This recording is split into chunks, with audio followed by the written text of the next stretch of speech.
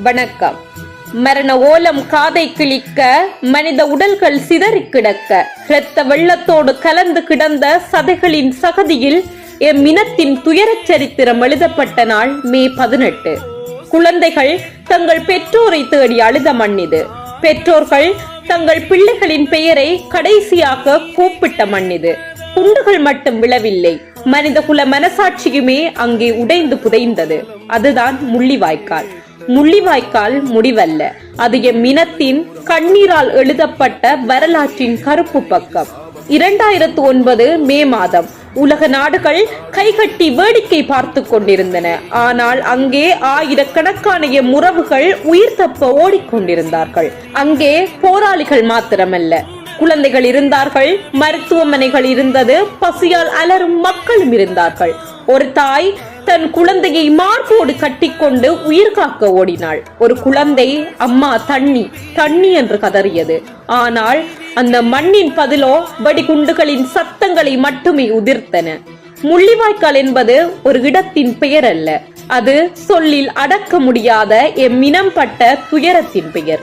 ஆனால் இன்று சிலர் கேட்கிறார்கள், ஏன் இன்னும் நினைவேந்தல் என்று?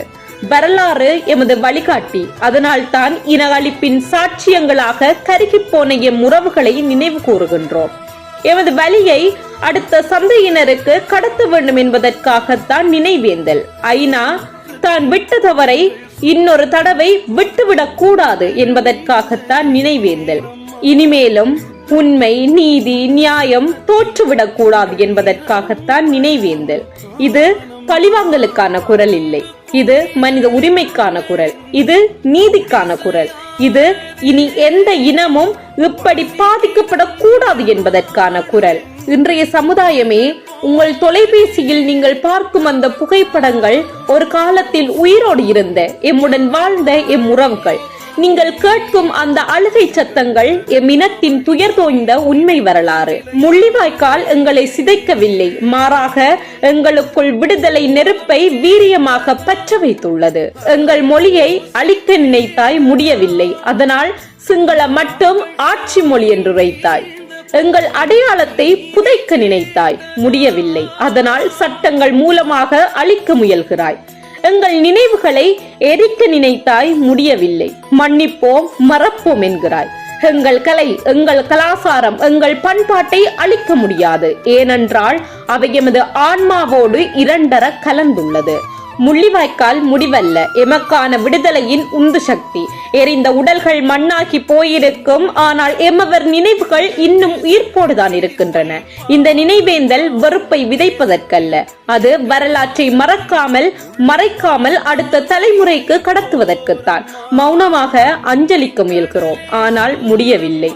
விம்மியல வார்த்தை இல்லை. எம் உறவுகளே, உங்களை எப்படி மறப்போம்? மரணம் எல்லோருக்கும் பொதுவானது. ஆனாலும் பூவும் பிஞ்சுமாக அள்ளி புதைத்தோமே, நெஞ்சம் மறக்கவில்லை, நெஞ்சம் பொறுக்கவில்லையே. எந்த ஒரு நாட்டிலும் எந்த ஒரு இனத்திற்கும் இப்படி ஒரு நிலை வரக்கூடாது, வரவே கூடாது. இத்தோடு முடிந்தது கதை என நினைத்தாயோ, அங்குதான் நீ தோற்று போனாய். உடலை மட்டும்தான் உன்னால் அழிக்க முடியும், உணர்வால் எம்மை யாராலும் அழிக்க முடியாது. எத்தனை நாடுகள் துணை கொண்டு வஞ்சனை தீர்த்தாய், அதில் சில வல்லரசுகளும் உனக்கு துணை நின்றன. தோல்வி என்பது எமக்கு நிரந்தரமில்லை. சிந்திய கண்ணீரும் சிந்திய இரத்தமும் என்றும் வீண் போகாது. ஏனென்றால் அது விடுதலைக்கு நாம் கொடுத்த விலை.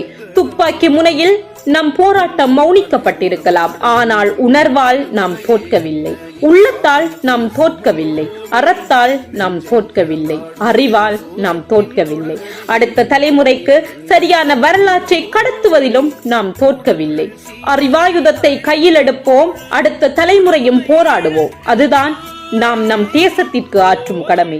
தீபங்கள் அணையலாம், தீ அணைவதில்லை. நான் சாகலாம், ஆனால் நாங்கள் சாகக்கூடாது. நன்றி.